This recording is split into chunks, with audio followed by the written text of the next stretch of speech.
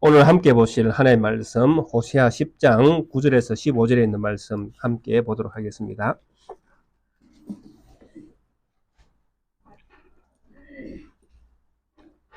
호세아 10장 9절에서 15절에 있는 말씀까지 함께 한 목소리로 합독하도록 하겠습니다. 이스라엘아, 네가 기브아 시대로부터 범죄하더니 지금까지 죄를 짓는구나. 그러니 범죄한 자손들에 대한 전쟁이 어찌 기브아에서 일어나지 않겠느냐. 내가 원하는 때에 그들을 징계하리니 그들이 두 가지 죄에 걸릴 때에 만민이 모여서 그들을 치리라. 에브라임은 마치 길들인 암소 같아서 곡식 밟기를 좋아하나 내가 그의 아름다운 목에 멍에를 메우고 에브라임 위에 사람을 태우리니 유다가 밭을 갈고 야곱이 흙덩이를 깨뜨리리라. 너희가 자기를 위하여 공의를 심고 인애를 거두라. 너희 묵은 땅을 기경하라. 지금이 곧 여호와를 찾을 때니 마침내 여호와께서 오사 공의를 비처럼 너희에게 내리시리라. 너희는 악을 바꿔라 죄를 거두고 거짓 열매를 먹었나니 이는 네가 네 길에 네 용사의 많음을 의뢰하였습니다. 그러므로 너희 백성 중에 요란함이 일어나며 네 산성들이 다 무너지되 살만이 전쟁의 날에 베라벨을 무너뜨린 것 같이 될 것이라. 그때에 어머니와 자식이 함께 부서졌도다. 너희는 큰 악으로 말미암아 베델이 이같이 너희에게 행하리니 이스라엘 왕이 새벽에 정령 망하리로다. 아멘.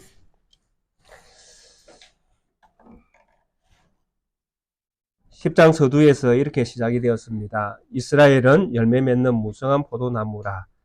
그 열매가 많을수록 이렇게 성경이 기록되어 있습니다. 하나님께서 이스라엘 백성들에게 약속하시고 또 약속하신 가나안 땅을 주셨고 또 가나안 땅에서 그들이 짓지 않는 집과 또 포도원과 성읍에서 살게 하시고 먹게 하시고 하나님께서 때를 따라 좋은 것들로 그들에게 모든 것들을 채워주셨습니다.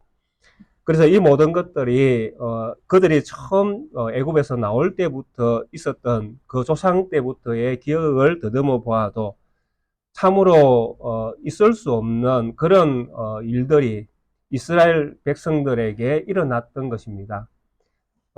그들이 과히 꿈도 꿀 수 없었던 어떤 그런 신세계가 어쩌면 이스라엘 후손들에게 일어났던 것입니다. 그래서 이런 어떤 큰 사건들을 경험하게 되어지면 그들은 분명히 알았던 것이죠. 왜냐하면 가질 수 없는 자가 가졌고 있을 수 없는 일이 일어났기 때문에 이것은 우리가 한 일은 아니다라는 것이죠. 그렇다면 과연 이것을 가능하게 하신 분은 누구신가라고 할 때에 이스라엘은 조상의 하나님, 또 조상과 약속 언약을 맺었던 하나님, 그 하나님을 기억할 수밖에 없다라는 것입니다. 그래서 믿는 사람이 믿음으로 살아간다는 것은 너무나 지극히 정상적입니다. 하나님께서 주신 은혜를 기억하기 때문에 그렇습니다. 그런데 이 이스라엘은 이렇게 하나님께서 세상 가운데에 누구도 경험하지 못했던 일들을 이스라엘이라는 독특한 백성을 선택해서 하나님은 엄청난 일을 하셨다라는 것입니다. 그래서 이것이 은혜고 이것이 그들에게는 기적이죠. 그러면 이런 기적을 일으키고 은혜를 베푸신 하나님을 기억하면서 이스라엘은 살아야 하는데 그들은 그 땅을 얻어서 그 땅에서 살면서 풍요함이 늘어나고 그들의 삶이 더 많은 것들로 채워질 때에 그들은 하나님을 잊어버렸다라는 것입니다. 이것은 내가 노력해서 얻은 것이고 내가 충분히 누릴 만한 가치를 내 스스로 만들어냈다라는 것입니다. 그렇게 해서 그들은 더 많은 것들을 찾다 보니 주위에 더 많은 것들을 채워주는 신을 발견하게 되어지는 것입니다. 그래서 풍요의 신이요, 다산의 신이요, 이런 어떤 신들이 이방 사람들 안에서 보여지는 것입니다. 저 신이 진짜 풍요의 신이구나. 저 신에게 뭔가를 바치면 더 우리에게 많은 것들을 얹어 주시는구나. 그러니까 저 신에게 우리는 더 많은 것들을 내어놓고 더 많은 것들을 받는 쪽으로 우리는 거래를 해야 되는구나. 그렇게 이스라엘의 어떤 그 신앙의 모습들은 변질을 일으키기 시작했다는 것입니다. 한국 교회도 마찬가지죠. 우리가 하나님의 은혜만을 생각해야 되는데 하나님의 은혜를 잊어버리면 하나님으로부터 주어지는 풍요로움을 우리가 사모하게 되어진다는 것입니다. 태초에 하나님이 천지를 창조하시니라 라고 시작하는 이 성경에서 하나님이 우주 만물의 주인이신 것이 드러납니다. 그러니까 우주 만물을 만드신 분이 하나님이시니 그 하나님을 믿는 우리에게 하나님은 좋은 것들을 주신다라고 그렇게 믿는 것이죠. 온갖 좋은 것들을. 그러니 하나님 나에게 돈도 주시고 집도 주시고 좋은 옷도 주시고 좋은 차도 주시고 건강도 주시고 백세, 천세, 만세까지 살 수 있도록 그렇게 해 주십시오. 늘 우리가 그런 것들을 믿으면서 많이 이렇게 하나님 앞에 요구를 할 때가 있다라는 것입니다. 왜 그런 요구가 많아집니까? 바로 하나님의 은혜를 잊어버리면 다른 것에 눈이 간다라는 것이죠. 하나님의 은혜를 바라보지 못할 때에 우리는 다른 것을 바라보고 그것을 찾고 추구하고 얻기를 원한다라는 것입니다. 그래서 심지어 교회 다니시는 분 중에 그런 분들도 있다라고 그럽니다. 하나님이 구약에 보면 11조를 하라고 해놓으셨잖아요. 11조라는 건 10분의 1이잖아요. 10분의 1을 하나님께 드리는 것인데 내가 100만 원을 벌여서 10만 원을 하나님 앞에 드리는 것은 너무나 감사하게 100일 하는 것을 하나님께서 주신 것에 대해서 감사함으로 내는 것을 드리는 것은 너무나 신앙적이잖아요. 그런데 반대로 하나님께서 주시지도 않았는데 주도록 요구하는 거죠. 어떻게? 내가 20만 원을 하나님께 먼저 내는 것입니다. 그러면 하나님은 얼마를 주셔야 됩니까? 200을 주셔야 되잖아요. 그러니까 이런 어떤 형태로 신앙이 변질을 가져온다라는 것입니다. 그래서 이런 어떤 그 신앙의 모습들이 하나님의 은혜를 잊어버리게 되어질 때에 은혜가 사라지는 자리에는 다른 것들이 자리를 차지하게 되어진다라는 것입니다. 그래서 하나님이 아닌 하나님을 찾게 되어지고 하나님이 약속하지 않은 것들을 달라고 요구하게 되어지는 이런 어떤 부분들이 생겨서 우리의 믿음이 곁길로 다른 길로 가게 되어지는 이런 상황들이 생긴다라는 것입니다. 그래서 이스라엘이 지금 이런 상황이에요. 그래서 이들은 하나님 앞에 많은 것들을 받았음에도 불구하고 이것이 하나님의 은혜인 줄 알지 못하는 거예요. 그리고 은혜를 잊어버리니까 더 많은 것들을 얻기 위하여 자기들이 원하는 곳에 다 하나님을 세우는 것입니다. 산당을 짓고 또 그 주상을 세우고 이렇게 해서 막 자기들이 원하는 곳에 다 이것도 하나님이고 저것도 하나님이고 여기가 하나님이 온 사방이 하나님이에요. 왜? 더 많은 것을 얻으려면 더 많은 신들을 세워야 되는 것이잖아요. 그렇게 해서 그들의 어떤 그 마음이 하나님하고는 다른 방향에 있는 것을 스스로 자기들의 삶을 통해서 다 이야기하는 것입니다. 주상을 세우면서 산당을 지으면서 내 마음은 이 산당에 있다. 내 마음은 이 주상에 있다. 이러면서 그들은 물질 세계에 빠져들어가는 이런 모습들을 가지고 또 우상을 숭배하게 되어지고 그렇게 그들의 어떤 신앙의 모습들이 다 변질을 가져오니 하나님께서 결국 뭐라고 말씀하십니까? 네가 하나님을 떠났으니 네가 하나님과의 맺은 언약을 깨어버렸으니 네가 다른 신을 섬기고 있으니 내가 너를 징계하리라, 벌하리라, 내가 너를 심판하리라 이렇게 말씀하실 수밖에 없다라는 것입니다. 그래서 오늘날 우리 성도님들이 조금 이제 이 부분에서 조금 고민해 봐야 될 것이 있습니다. 그게 무엇이냐 하면 하나님의 은혜로 늘 우리가 믿어야 된다는 것입니다. 은혜로 믿지 못하고, 은혜를, 은혜스럽게 이렇게 우리가 섬기지 못하면, 은혜 받은 대로 은혜로 섬기지 못하면, 이스라엘 백성들처럼 많이 받은 것을 자기를 위해서 사용할 수 있다는 것입니다. 하나님께서 주신 은혜는 은혜로 사용하면 누가 영광을 받아야 됩니까? 누가 영광을 받아야 되죠? 하나님이 영광을 받으셔야 되잖아요. 정답 아닌가요? 예. 하나님이 이스라엘 백성을 가나안 땅을 약속하시고 들어가게 하시고 또 그들이 짓지 않은 집을 얻게 하고 성을 얻게 하고 포도원을 얻게 하신 목적이 뭘까요? 하나님 왜 그렇게 하셨겠습니까? 목적이 무엇이겠습니까? 한번 생각해 보셨습니까? 하나님이 왜 이스라엘 백성을 가나안 땅에 들어가게 하셨습니까? 목적이 무엇입니까? 열왕기 상 8장에 보면 솔로몬 왕이 성전을 짓고 성전을 향해서 기도하는 내용이 있습니다. 거기에 보면 살짝 언급이 되어 있는데 제가 한번 읽어드리겠습니다. 열왕기하 8장 집에 가셔서 읽어보실 분들은 열왕기하 8장에 있는 그 내용입니다. 41절부터 보시면 어떻게 되어 있나요? 이 솔로몬이 성전을 짓고 기도하는 내용 가운데 있는 것입니다. 또 주의 백성 이스라엘에 속하지 아니한 자, 곧 주의 이름을 위하여 먼 지방에서 온 이방인이라도 그들이 주의 크신 이름과 주의 능한 손과 주의 펴신 팔의 소문을 듣고 와서 이 성전을 향하여 기도하거든 주는 계신 곳 하늘에서 들으시고 이방인이 주께 부르짖는 대로 이루사 땅의 만민이 주의 이름을 알고 주의 백성 이스라엘처럼 경외하게 하시오며 또 내가 건축한 이 성전을 주의 이름으로 일컫는 줄을 알게 하옵소서. 아멘. 이게 무슨 내용입니까?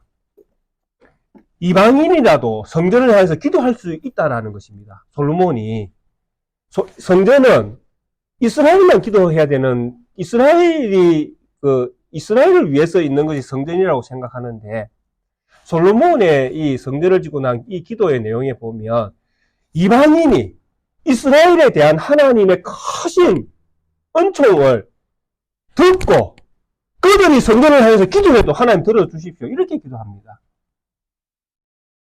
무슨 내용입니까?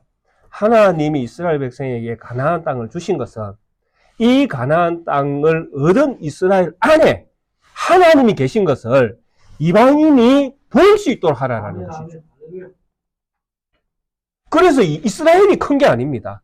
이스라엘을 크게 만드신 하나님이 크신 분이지 이스라엘 자체가 큰 게 아니잖아요. 이스라엘은 아무 힘도 없잖아요. 근데 아무 힘도 없는 이 백성이 가나안 땅을 점령한다라는 것은 있을 수 없는 이야기입니다. 그런데 하나님께서 하셨다라는 것이죠. 근데 그래서 이방인들이 누굴 보는 것입니까? 이스라엘의 하나님을 본다라는 거예요. 크신 하나님, 능하신 하나님, 이스라엘을 위대하게 만드신 하나님. 그 하나님을 이방인이 보고 그 하나님을 향하여 기도할 때에 이스라엘을 향하는 게 아닙니다. 이스라엘의 하나님을 향하여 기도하는 것입니다. 그 하나님을 향하여 기도할 때에 들어주십시오라고 그렇게 이야기하는 것. 결국 하나님이 이스라엘 백성에게 가나안 땅을 주신 목적은 이 가나안 땅을 얻게 하신 하나님을 이방인이 볼 수 있도록 이스라엘이 그 역할을 해야 된다는 것이죠. 그러면 신약시대에 우리 교회의 역할은 무엇입니까? 똑같죠. 우리를 되게 하신 하나님, 우리를 높여주신 하나님, 우리에게 하늘나라의 영광을 덧입혀 주신 하나님, 그 하나님을 누가 봐야 됩니까? 이방인이 봐야 되죠. 교회의 영광스러움을 이방인이 보고 이방인이 어떻게 해야 됩니까? 이 교회로 와서 이 교회에 계신 하나님, 이 교회를 일으키신 하나님, 이 교회를 살리신 하나님, 그 하나님 앞에 우리가 기도하겠다라고 이렇게 돼야 되는 것이죠. 그게 전도 아닙니까? 그래서 하나님이 신약시대에 교회에도 무엇을 주십니까? 하나님이 교회 가운데 계시다라는 것을 드러내기 위해서 무엇을 주십니까? 각양 좋은 은사들을 다 주시잖아요. 어떤 이는 사도로, 어떤 이는 제자 삼는 일, 또 어떤 이는 선지자, 어떤 이는 교사, 어떤 이는 방언하는 자, 어떤 이는 예언하는 자, 어떤 이는 병 고치는 자. 하나님이 각양각색 은사를 다 줘서 뭐 하라고 하십니까? 교회의 하나됨을, 교회가 하나님이 살아계심을 보여주는 그런 아름다운 공동체로 세워져 가도록 그렇게 해서 이 아름다움을 이방 사람들이 보고 교회로 나오도록 하나님이 각자에게 가장 좋은 것들을 주셨다라고 이야기하지 않습니까? 특히 고린도전서 13장이 시작되어질 때 12장 마지막에 하나님께서 은사를 딱 주셨는데 가장 좋은 것들을 사모하라 이렇게 이야기해놓고 그 다음에 13장에 무엇이 딱 등장합니까? 사랑은 언제나 오래 참고 사랑은 언제나 온유하며. 결국 가장 좋은 은사가 무엇입니까? 무엇이죠? 예, 사랑이죠. 그게 우리 성도님들에게 이게 다 있다라고 봐야 되는 것이죠. 사랑의 은사는. 가장 좋은 것들을 사모하라 했으니까 하나님께서 주실 겁니까? 안 주실 것입니까? 당연히 주시죠. 믿는 자에게. 그래서 사랑에 대해서 쭉 13장에서 쫙 설명하죠. 믿음, 소망, 사랑. 이 세 가지는 항상 있을 것인데 그 중에 제일은 사랑이라. 그 중에 제일은 사랑이라. 하나님은 사랑이시라. 누가 사랑입니까? 하나님은 사랑이십니다. 하나님께서 사랑이시기 때문에 하나님이 자기 자녀로 부르신 우리에게 사랑이 있는 것은 너무나 정상입니다. 믿으십니까? 예. 우리가 사랑을 가지는 것은 이게 선택이 아니라 필수입니다. 무조건 있습니다. 왜? 하나님이 사랑이시니까요. 근데 이런 것들을 이스라엘은 잊어버리는 것입니다. 그래서 여로보암 2세 시대 때에 더 많은 것들을 차지하기 위해서 지계석을 옮기고, 그죠? 그게 이웃에, 내 이웃, 내 형제 더 많이 차지하기 위해서 많은 약탈들이 일어나고, 사기치고, 지난 주간에 보았습니까? 재판석에서 독초가 나도록 계속 부정한 재판이 계속 일어나는 것입니다. 이스라엘 안에서. 그만큼 이스라엘이 사랑이 식어졌다는 이야기죠. 그러니 이런 이스라엘이 심판을 당하는 것은, 이런 시대가 심판을 당하는 것은 너무나 당연합니다. 오늘 우리가 살펴볼 9절에도 이렇게 시작이 되어지고 있습니다. 이스라엘아, 네가 기브아 시대로부터 범죄하더니 지금까지 죄를 짓는구나. 그러니 범죄한 자손들에 대한 전쟁이 어찌 기브아에서 일어나지 않겠느냐. 그 전쟁이 분명히 일어난다라는 것입니다. 왜? 이스라엘이 지금까지 죄를 짓고 있는데 언제부터냐면 기브아 때부터 똑같은 죄를 지금까지 짓고 있다는 이야기입니다.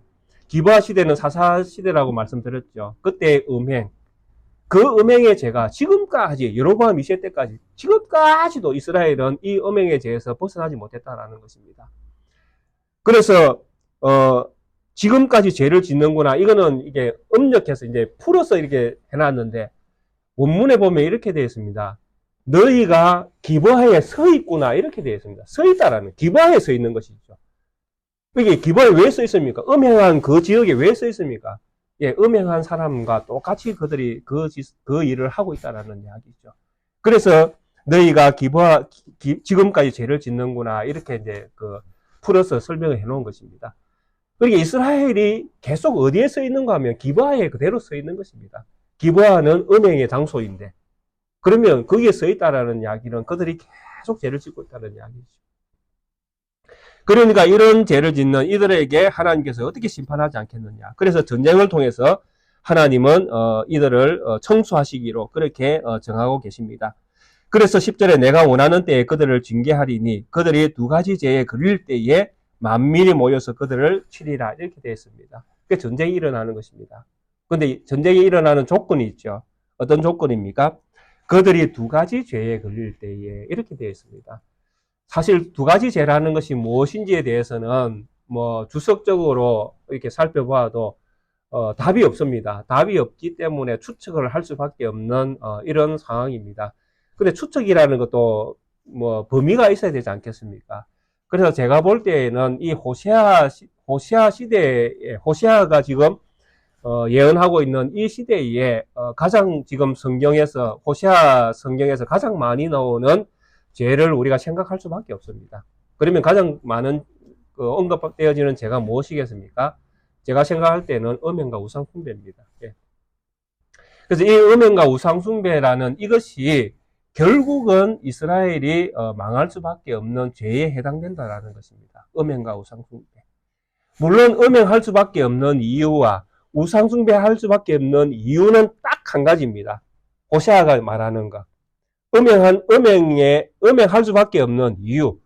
또 우상숭배할 수밖에 없는 이유. 하나님의 은혜를 우리가 잊어버리는 이유. 딱 한 가지입니다. 무엇입니까?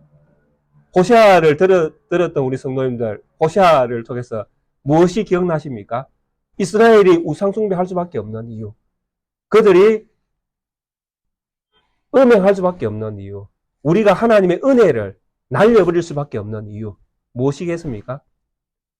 너희가 하나님을 알지 못한다. 이스라엘이 하나님을 알지 못하기 때문에.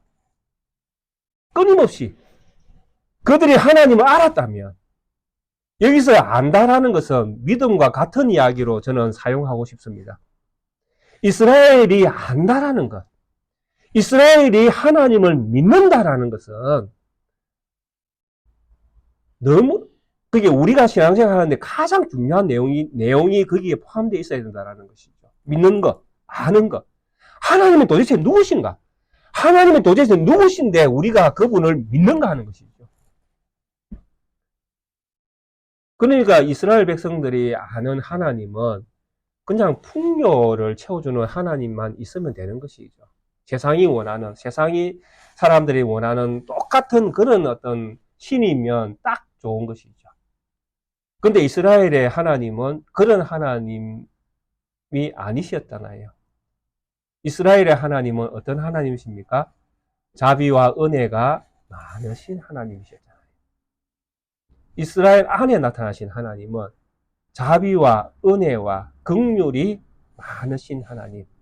그래서 이스라엘이라는 나라가 하나님의 선택을 받은 것입니다. 하나님이 자비가 없다면, 하나님의 긍휼하심이 없다면 하나님이 우리를 선택하셨는가 하는 것이죠. 하나님이 나를 선택하실까? 하나님이 도대체 내가 어디가 좋아서, 어디가 잘났어? 내가 하나님 앞에 내세울 만한 게 도대체 뭐가 있냐 하는 것이죠. 이게 있으면 내 자랑이 될 수 있죠. 아, 내가 그래도 이만하이 하나님이 나를 선택했겠지. 이렇게 하나님 앞에 뭔가 자랑할 만한 것이 있는 분, 손들어 보십시오. 그래도 내가 이 정도는 하니까 하나님 내를 선택해 주시겠지 하고 하나님 앞에 내놓을 만한 거 뭐 있습니까? 뭐 서로 비교해 보면 뭐 우리 황 집사님이 저보다 좀 이쁘시니까 그게 하나님께서 황 집사 선택했지. 이럴 수는 있죠. 서로 이렇게 비교해 보면 나보다 남이 더 좋아 보일 때.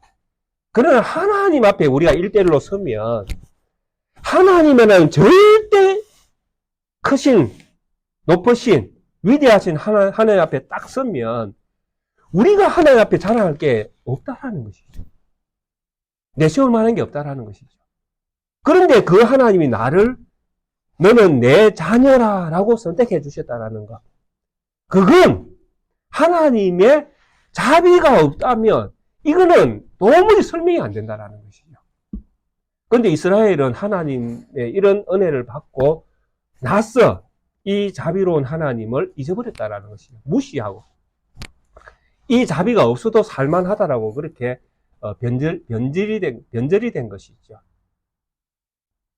뭐 이것을 믿고 나서 변절이다, 아니면 처음부터 안 믿었다, 여러 설명을 할 수 있는데, 어떻게 타당성이 있는지 알 수는 없지만, 어떤 게 정답인지 알 수는 없지만, 하나님의 어떤 자비를 모르면, 또 믿지 않으면, 우리는 하나님에 대한 은혜를 쉽게 이렇게 잊어버리는, 망각해버리는 이런 상황이 생길 수 있다는 것입니다. 이스라엘이 망할 수밖에 없는 이유, 바로 두 가지 죄에 걸린 이유, 우상숭배와 음행의 죄에 걸린 이유는 하나님을 아는 지식이 없었기 때문이라는 것이죠. 이유는 그것입니다.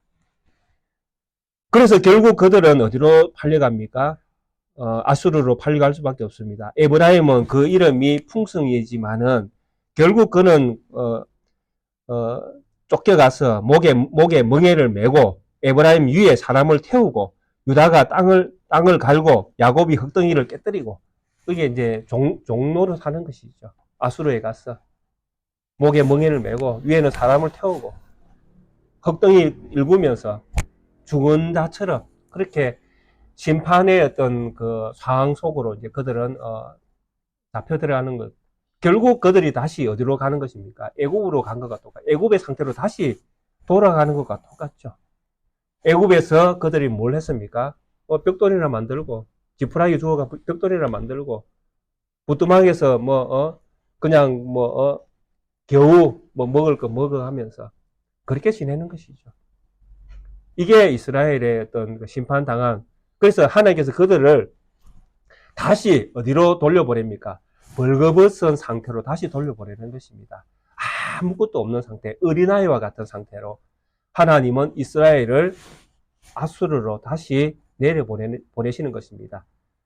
그리고 나서 거기에서 그들이 진짜 이제 벌거벗은 것을 알게 되어질 때에, 내가 진짜 아무것도 가진 게 없구나. 내가 원래 이랬구나. 그런데 하나님이 나를 입히시고 먹을 거 주셨고 살 집을 주셨구나 라고 진짜 믿어질 때 다시 돌아오게 되는 이런 역사가 일어나는 것이죠.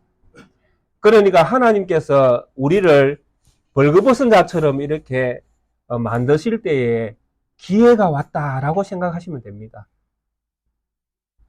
무슨 말씀인지 이해가 되십니까? 예, 벌거벗겨질 때에는 이제는 더 내려갈 장소도 없습니다. 더 내려가려고 해도 내려갈 데가 없습니다. 그러면 어떻게, 뭐만 남아있습니까? 이제 올라오는 일만 남았죠. 올라오기 위해서 뭘 해야 됩니까? 묵은 땅을 기경해야 된다는 것이죠. 12절에 그렇게 나옵니다. 너희가 자기를 위하여 공의를 심고 이레를 거두라. 너희 묵은 땅을 기경하라. 이게 이스라엘 백성이 가나안 땅에 있다가 다 이제 아수르로 옮겨집니다. 그럼 이 가나안 땅은 결국 누가 차지하게 되어집니까? 이방인이 차지하게 되어지고 결국 이 땅에는 주인이 없는 땅이 되어집니다. 그죠? 이스라엘은 다 주인이었던 이스라엘은 쫓겨갔으니까. 이 땅은 이제 묵은 땅처럼 되는 것이죠. 그럼 이 땅을 어떻게 해야 됩니까? 채로 기경해서 열매가 맺어지는 땅으로 만들어내야 되는 것이죠. 그래서 이스라엘 백성에게 뭘 요구합니까? 공의를 심고 인애를 거두라. 묵은 땅을 기경하라. 이 이야기는 제가 처음 두 주 전인가 말씀드렸지만은 팔려갈 때 팔려가고 그 팔려간 그곳에서 어디를 향하여 이스라엘 성전이 있는 그 동쪽을 향하여 다니엘이 기도했던 것처럼 하나님 우리의 죄를 불쌍히 여겨주십시오라고 기도하는 것. 이것이 바로 묵은 땅을 기경하는 것입니다. 그러니까 아무것도 안 하는 게 아니에요. 믿는 사람들이 하나님의 은혜를 구하고 새롭게 회복을 위해서 자기가 아무것도 안 하는 그런 어떤 형태로 그냥 모르겠다 될 대로 되라 이것이 아니다라는 것입니다. 어려운 일들을 당하고 또 하나님께서 우리를 낮추실 때에는 하나님 앞에 기도하는 자로 서야 된다라는 것이죠. 그때가 기도할 때입니다. 너희가 지금 이때에 너희가 자기를 위해서 공의를 심고 인애를 거둘 때라고 그렇게 믿어야 되는 것이에요. 지금이 곧 여호와를 찾을 때니 그 여호와를 찾는 자가 여호와를 만나게 되어지고 찾고 두드리고 그러면 문이 열리는 것입니다. 그게 기도예요. 그래서 우리 성도들은 이런 어떤 하나님의 은혜를 은혜답게 하기 위해서 날마다 자기 자신을 비우고 또 우리를 낮추실 때에는 이게 기도하라는 하나님의 은혜의 순간이구나 라고 믿으시면 됩니다. 그리고 기도하시면 됩니다. 기도하시면 하나님이 적절할 때에 하나님이 회복시키시는 은혜를 우리에게 주실 것입니다. 예, 그런 어떤 하나님의 신실하심이 있기 때문에 우리가 그래도 육신이 있는 이 연약함 속에 있을 때에 하나님을 따라 믿음을 지켜서 살아갈 수 있는 것입니다. 그런 하나님의 도우심을 경험하지 못하면 우리 육신은 진짜 연약하잖아요. 안 보면 잘 못 믿잖아요. 그래서 하나님께서 우리에게 은혜를 베풀어 주시거든요. 기적이 우리에게 안 일어난다는 이야기가 아닙니다. 하나님께서 끊임없이 우리의 삶에 기적을 베푸실 것입니다. 왜? 그래야 우리가 믿음을 지킬 수 있으니까요. 그래서 우리가 기도할 때 들으시기도 하고, 저는 지금 말짱하게 걸어 다니지만은, 제가 한 20년 전에 그 동산교회라는 그 교회에서 무교육자 할 때에 제가 무릎이 아파서 못 걸은 적이 있습니다. 병원에 가니까 40만원 연골 이렇게 였는데, 그 제가 돈이 없어가 못 간다 했거든요. 그리고 제가 수요일 예배에 가서 제가 제 무릎을 붙들고, 하나님 돈 없습니다. 어떻게 할까요? 그 뒤로 뭐 우리 성도님 보시다시피 제가 멀쩡히 지금 걸어가고 있습니다. 수술한 적도 없고요. 이런 부분들을 우리 하나님이 끊임없이 주의 자녀들에게 이런 것들을 경험하게 하셔서 하나님이 살아계시다라는 것을 보여준다라는 것입니다. 그래야 우리가 조금이라도 믿음이 생길 거 아닙니까? 그래서 이스라엘 백성이 포로가 돼서 이제 잡혀갈 때에 무엇을 해야 됩니까? 묵은 땅을 기경해야 됩니다.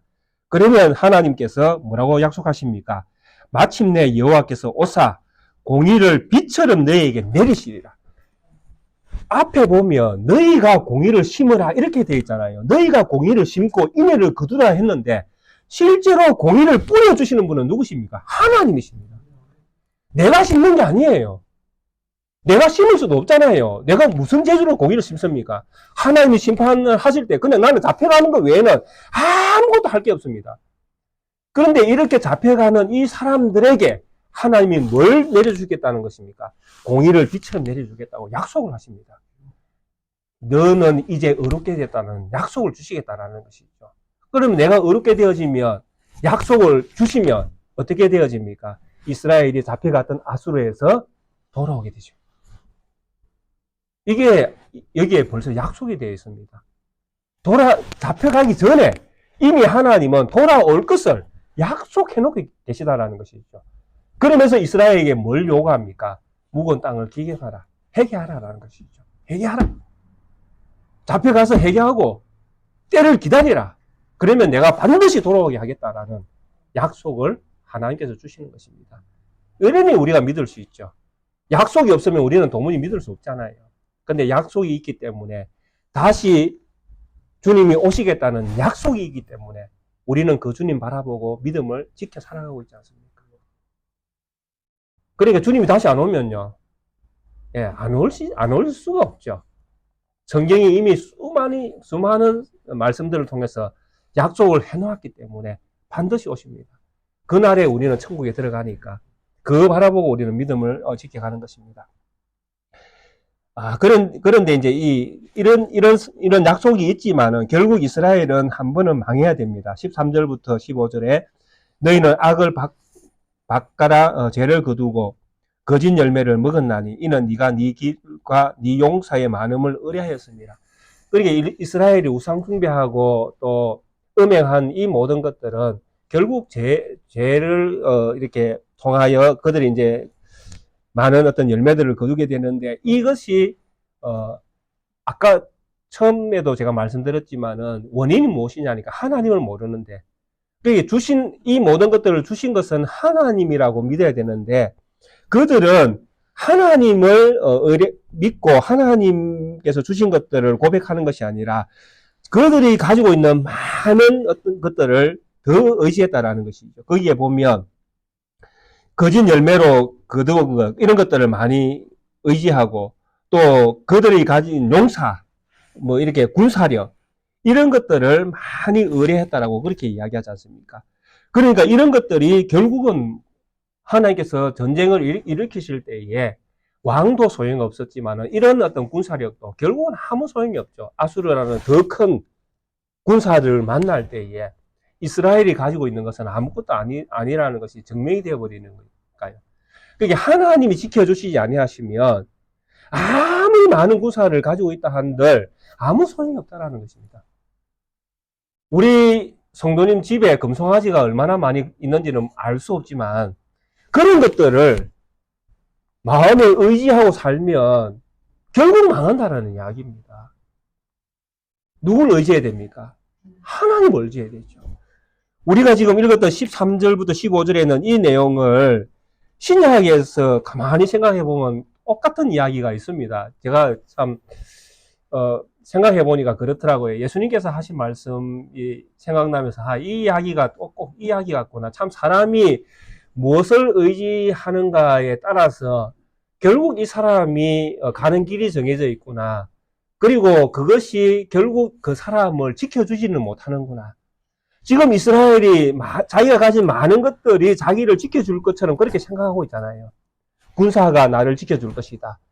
또 내가 가진 돈이, 또 우리 집, 이렇게, 이것이 나를 지켜줄 것이다. 이렇게 지금 생각하잖아요. 그런데 이것이 하나님께서 전쟁을 일으키실 때에 아무 소용이 없다라는 것이죠. 집이 있으면 뭐 하겠습니까? 포로로 잡혀가야 되는데. 내가 아수르에 포로로 잡혀가 있는데, 이스라엘의 그 1000평 되는 그 땅, 또 40평 되는 그 아파트, 그건 내 건데. 내 거라고 주장하면 뭐 할 겁니까? 나는 지금 어디 가 있는데, 아수르에 포로로 잡혀가 있는데. 그게 아무 소용이 없잖아요. 이 이야기를 누가 하는가 하면 예수님께서 하십니다. 누가복음 12장에 보시면 예수님께서 똑같은 이야기를 하시더라고요. 제가 보니까. 16절부터 21절에 제가 잠시 읽어드리면 누가복음 12장입니다. 또 비유로, 예수님께서 비유로 하신 말씀입니다. 또 비유로 그들에게 말하여 이르되 한 부자가 그 밭에 소출이 풍성하며 심중에 생각하여 이르되 내가 곡식 사둘 곳이 없으니 어찌할까 하고 또 이르되 내가 이렇게 하리라. 내 곡간을 헐고 더 크게 짓고 내 모든 곡식과 물건을 거기 쌓아두리라. 또 내가 내 영혼에게 이르되 영혼아 여러 해 쓸 물건을 많이 쌓아두었으니 평안히 쉬고 먹고 마시고 즐거워하자 하리라 하되 하나님은 이러시되 어리석은 자여 오늘 밤에 네 영혼을 도로 찾으리니 그러면 네 준비한 것이 누구의 것이 되겠느냐 하셨으니 자기를 위하여 재물을 쌓아두고 하나님께 대하여 부여하지 못한 자가 이와 같으니라. 아멘. 자, 지금 성경에 우리에게 이렇게 말씀합니다. 땅의 것들이 아무리 많아도 하나님에 대하여 네가 부자가 되지 못하면 네가 가진 것들은 아무 소용이 없다라고 이야기합니다. 진짜 부자는 어떤 부자입니까? 하나님에 대하여 하나님을 제대로 믿는 믿음을 가진 아멘. 그것이 진짜 부자라고 성경은 말씀을 하고 있다는 것이죠. 소출이 너무 많아가지고 재산이 너무 많아가지고 은행에다 차곡차곡 쌓아놓고 야, 나 이제 부자다. 한 10년, 20년, 30년은 내가 아무것도 안 하고 여행 다니면서 잘 먹고 잘 살아도 정말 내가 정말 편안하게 살 수 있는 그런 재산이 있다. 나 정말 좋다. 그런데 하나님은 뭐라고 말씀하신다고요? 이 밤에 오늘 내가 네 영혼을 데려가면 그 많은 재산, 네 영혼을 구할 수 있겠느냐? 누구의 것이 되겠느냐? 그러면서 하나님에 대한 부여를 말씀하고 계십니다. 사랑하는 우리 성도님들, 하나님을 아는 지식으로 풍성해지시기를 원합니다. 아멘. 하나님으로 부요한 성도님들이 되시기를 원합니다. 아멘. 그럴 때에 그 성도님이 진짜 부자이십니다. 왜? 세상이 가질 수 없는 하나님을 가지셨기 때문에 그렇습니다. 그 하나님이 우리의 모든 쓸 것들을 채워주시는 또 우리의 필요를 아시고 시기적절하게 우리를 입히시고 먹이시고 살리시는 하나님이시기 때문에 그렇습니다. 그 하나님으로 인하여 즐거워하시고 우리에게 혹 세상 사는 날 동안에 육신의 정욕과 이생의 또 정욕과 또 자랑으로 인해서 혹시 우리가 넘어질 때에 오늘 12절에 나오는 말씀처럼 묵은 땅을 기경하고 회개하고 다시 하나님의 은혜를 구하고 그래서 다시 일어서는 그런 기회로 삼으면서 우리가 신앙생활 하시면 주님 오시는 그날에 우리가 천국에서 정말 해와 같이 빛나는 성도님들로 영원토록 살아가실 것입니다. 그 복이 우리 모든 성도님들에게 있기를 주의 이름으로 축원드리겠습니다. 네. 함께 찬송가 423장 함께 찬양드리도록 하겠습니다.